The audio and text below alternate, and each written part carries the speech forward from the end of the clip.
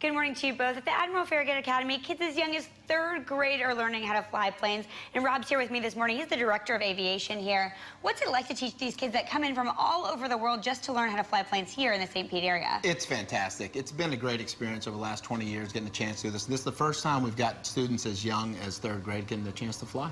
And these kids are learning on this flight simulator here in this classroom this morning, but you take them out in this video you'll see here to the actual airports to learn how to fly in real planes as well. Absolutely. Every day we go down to the Albert Woodard Airport and the students fly. They get solo endorsed. They learn to earn their private pilot certificate. So every day we get in the air. And what's your favorite part about taking these kids up in the air or them sitting here learning how to fly on this flight simulator? Just the experience. It's something completely different to give a student the chance to get in an airplane and experience life above the ground. It's a wonderful, wonderful experience for them. Great. Well, guys, coming up, I'm going to actually get in this flight simulator myself and try it out, so definitely stick around. You won't want to miss that, and learn maybe how to fly a plane for yourself. Gail and Marco, back to you.